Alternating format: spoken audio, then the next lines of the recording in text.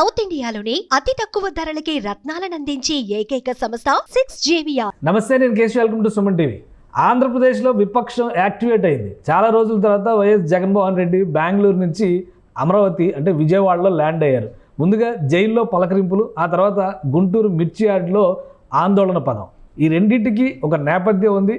పార్టీలో ఉన్నటువంటి నాయకత్వాన్ని మరింత ఉత్తేజపరిచేటువంటి వ్యూహంలోనే వైసీపీ అధినేత ఈ యాత్రలు చేపట్టారనేటువంటి సంకేతాలు స్పష్టంగా కనిపిస్తున్నాయి. అయితే పోలీసులు అనుమతి ఇవ్వలేదని ఒకవైపు, ఎలక్షన్ కోడ్ ఉన్నా ఉల్లంఘించారని ఇంకోవైపు చర్చలు నడుస్తున్నాయి. జగన్మోహన్ రెడ్డి అనుమతి లేని పర్యటన చేశారా? పర్యవసానాలు ఏ విధంగా ఉండబోతున్నాయి? ఈ అంశాన్ని విశ్లేషించేటువంటి ప్రయత్నం చేద్దాం. మనతో పాటు చంద్ర శ్రీనివాస్ గారు, పొలిటికల్ అనలిస్ట్. చంద్ర శ్రీనివాస్ గారు నమస్కారం. నమస్కారం అండి. జగన్మోహన్ రెడ్డి గారు డే 1, డే 2 2 రోజులు పర్యటన వరుసగా. ఫస్ట్ వంశీ గారిని పలకరించారు, పరామర్శించారు. ఇప్పుడు గుంటూరు మిర్చి యార్డ్కి వెళ్ళి రైతుల కష్టాల గురించి మాట్లాడారు. అయితే అనుమతి లేని పర్యటన చేశారు. ఎన్నికల కమిషన్ వద్దని చెప్పినా, వారించినా అక్కడ కోడ్ ఉల్లంఘన జరిగింది అంటున్నారు. అసలు ఏంటి ఈ మిర్చి యార్డు పర్యటన సారాంశం ఏంటి? ఆయన ఏం చేయాలనుకున్నారు? అక్కడ ఏమి మెసేజ్ ఇవ్వాలనుకున్నారు? 100% ఎలక్షన్ కమిషన్ కోడ్ ఉల్లంఘించినట్టే. ఒకవేళ వైసీపీ అక్కడ ఆ స్థానిక ఇదిలో ఎమ్మెల్సీలో పోటీ చేయకపోయినా, మరి ఇంత ఆవేదన చెందే జగన్మోహన్ రెడ్డి గారు అభ్యర్థిని ఎందుకు నిలబెట్టలేపారు? పోటీ చేయాల్సిన, ఎందుకంటే పట్టభద్రులు ఇది కదా, పట్టభద్రులు కదా, చదువుకునే వాళ్ళు కాస్త ఓటేసి ఆలోచిస్తారు కదా. ఒకవైపు ఆలపాటి రాజు, ఇంకోవైపు లక్ష్మణరావు గారు ఎందుకు పోటీ చేస్తున్నారు? ఎందుకు వైసీపీ పోటీ చేయలేకపోయింది? 5 సంవత్సరాలు 150 సీట్లు వచ్చినప్పుడు అంటే మీరు గెలవరనే ఇదితోనే పోటీ చేయలేదా? మరి మిర్చి యార్డ్ అనేది ఏషియాలోని బిగ్గెస్ట్ మిర్చి యార్డ్, అది డౌటే లేదు. మరి మిర్చి యార్డ్ అక్కడ ఉన్న రైతుల కంటే, అక్కడ సమస్యల కంటే ఇక్కడ మొత్తం వైసీపీ కార్యకర్తలు ఈ అభిమానులు ఎక్కువైపోయారు. వాళ్ళ సమస్యల కంటే వీళ్ళు వెళ్ళిపోయి వీళ్ళని వాళ్ళు కొడతాం, సెక్యూరిటీ వాళ్ళు రకరకాలుగా దేశం పెంచే విధంగా ఉంది. అంటే భద్రత కల్పించలేదు. జగన్మోహన్ రెడ్డి గారు పర్యటన ఉందని చెప్పినా కానీ పోలీసుల ఉల్లంఘన ఇది అని చెప్పని అంటున్నారు. పోలీసులు ఆల్రెడీ ఇన్స్ట్రక్షన్స్ నిన్న ఇచ్చారండి, మీరు దయచేసి రావద్దు, ఇక్కడ ఆల్రెడీ కోడ్ అమల్లో ఉంది, మీరు పోటీ చేయకపోయినా కానీ ఇక్కడ మీరు రావడానికి పర్మిషన్ లేదన్నారు. అయినా కానీ వేలాది మందితో ఆయన వెళ్ళాడు. వెళ్ళి ఎట్టయినా ప్రభుత్వాన్ని ఇచ్చేయాలనే ఉద్దేశంతో వెళ్ళారు. దాన్ని ఇష్టం వచ్చినట్టు కెమెరాలు పగలగొట్టారు, అక్కడ ధ్వంసం చేశారు, మీడియా పైన కూడా దాడి జరిగింది అంటున్నారు. ఇవన్నీ రకరకాల తప్పు కదా. ఒక 5 సంవత్సరాలు ఏదైనా మీరు ముఖ్యమంత్రిగా పనిచేశారు కదా, మరి ఇలా చేయొచ్చా? లా అండ్ ఆర్డర్ని, ప్రభుత్వ ఆదేశాలను మీరు ధిక్కరించవచ్చా? మరి మీరు 5 సంవత్సరాలు మీరు ఏం చేసినట్టు? నిన్న వంశీ గారి దగ్గరికి వెళ్ళారు, పాపం వంశీ అని చెప్పి అంటున్నారు. వంశీ మీద కేసు పెట్టిన వ్యక్తి అక్కడ ఆ రోజున ఆ పార్టీ ఆఫీస్ దగ్ధం చేసినప్పుడు ఆయన ఉన్నప్పుడు సత్యవర్ధన్ ఉన్నాడు కదా, ఆయన ఎస్సీ దళితుడే కదా, మరి ఆయనకి అన్యాయం జరగలేదా? ఆయన కిడ్నాప్ చేసినప్పుడు మీరు ఎందుకు ప్రశ్నించలా? వాళ్ళ భార్య గారు మీరు పక్కన ఉన్నప్పుడు ఎవరినైనా పోలీసులను కానీ అధికారులు కావచ్చు బట్టలు ఎప్పదీస్తారని చెప్పి అంటావు, ఎంతవరకు సమంజసం? విచక్షణ కోల్పోయినట్టుగా కనపడుతుందండి. ఆ రోజు సుబ్బరాయుడు గారిని సముద్రాలు దాటినా కానీ తీసుకొస్తానని చెప్పి అన్నాడు ఒక పోలీస్ ఆఫీసర్ని. ఇప్పుడు భయపడి ఆయన దూరంగా వెళ్ళిపోతున్నారు. వాళ్ళ భద్రత కూడా కల్పించలేదు అంటున్నారు కదా. భయపడి దూరంగా కాదు సార్, ఇప్పుడు పోలీసులు తీసుకొడతారని భయం. ఇప్పుడు మరి అదే 5 సంవత్సరాలు మీ ఇష్టానుసారంగా వ్యవహరించారుగా, అప్పుడేమన్నారు? ఇప్పుడు మీ దాకా వస్తే కానీ తెలియదా? ఇప్పుడు ఏమో కొడాలి నాని కూడా పక్కన ఉన్నాడు, ఏమంటే కనపట్లేదు, భయంతో కనపట్లేదు. ఒక విలేకరు నన్ను అడిగితే, ఎందుకమ్మా ఉద్యోగం పోయినప్పుడు ఎందుకు ఉండాలమ్మా ఇక్కడ, నన్ను గెలిపించలేదు ఆయన అంటాడు. సరే, ఆయనతో పాటు అంబటి రాంబాబుతో ఈరోజు మిర్చి యార్డ్ వెళ్ళాడు సార్. మిర్చి యార్డ్ వెళ్ళినప్పుడు మీరు పోలీసు పర్మిషన్ లేనప్పుడు ఎందుకు శాంతి భద్రత ఇబ్బంది గురి చేస్తున్నారు? అంటే ప్రభుత్వం ఏదన్నట్టు డైరెక్ట్గా బెంగళూరు నుంచి దిగి ఈ 2 రోజుల్లో ఒకవైపు ఆయనతో పాటు ఉన్న 10 మందిలో కూడా కొంతమంది వెళ్ళిపోతున్నారు, జనసేన వైపు, టీడీపీ వైపు అనేది ఎమ్మెల్యేలది వస్తుంది. ఒకవైపు ఏమో అసెంబ్లీలో అనర్హత వేస్తారు 60 రోజుల నుంచి వెళ్ళకపోతేని, అదొకటి నడుస్తుంది. ప్రధాన ప్రతిపక్ష హోదా ఇస్తే తప్పితే వెళ్ళనని ఈయన అంటున్నాడు. కోర్టు వెళ్తే మా పరిధిలో లేదు, అసెంబ్లీకి వెళ్ళని అంటున్నారు, అసెంబ్లీకి ఈయన వెళ్ళని అంటున్నాడు. ప్రజల్ని దేవాలయంగా భావించి అసెంబ్లీలోకి కూడా వెళ్లకుండా మీరు ఏ విధంగా ప్రజల సమస్యల కోసం పోరాడతారు? ఇప్పుడు మీడియా అటెన్షన్ కోసమే మిర్చి యార్డ్ వెళ్ళారా? గుంటూరు వెళ్ళటం ఎంతవరకు సమంజసం?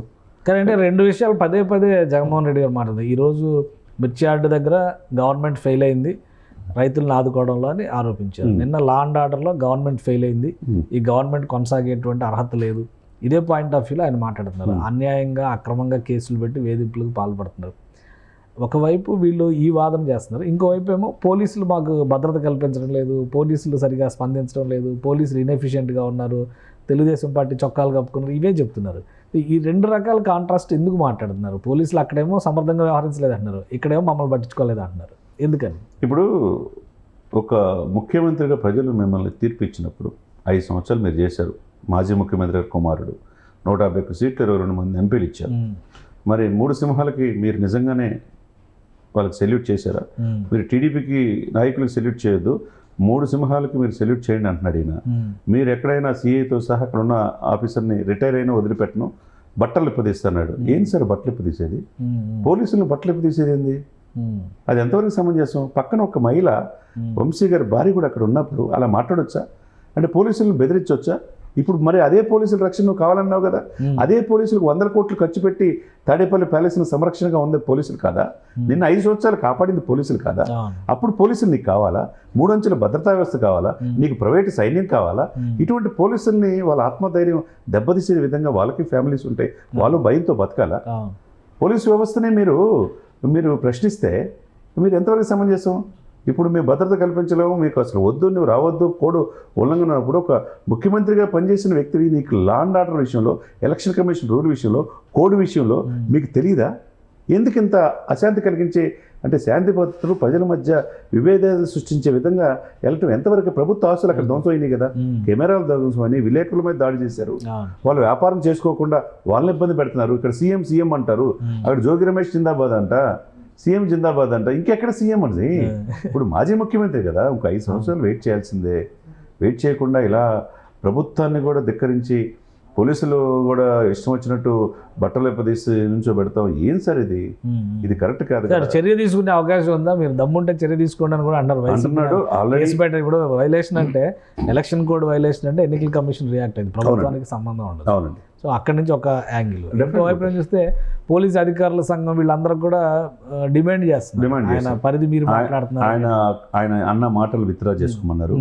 ప్రభుత్వం అయితే ముందుకు వచ్చి లంక దినకర్ మిగతా నాయకులంతా కూడా వచ్చారు, పట్టాభిలు అంటే వచ్చి డెఫినెట్గా కేసు పెడతాం, లా అండ్ ఆర్డర్ ఉండే పోలీసుల్ని ఇట్లా చేయటం కరెక్ట్ కాదు. ఒక ముఖ్యమంత్రి చేసిన వ్యక్తి, ఆయన 33 కేసులు ఉన్నాయి, ఆయన ఇప్పుడు బెయిల్ మీద ఉన్న వ్యక్తే పోలీసులనే జడ్జిలను బెదిరిస్తే ఎవరినండి అంటే ఎవరిని బెదిరిస్తారు? ఇదేమన్నా రాచరికమా లేకపోతే ఫ్యాక్షన్ గవర్నమెంటా? ఇదేమన్నా అరాచకంగా మాట్లాడటానికి కాదు కదా.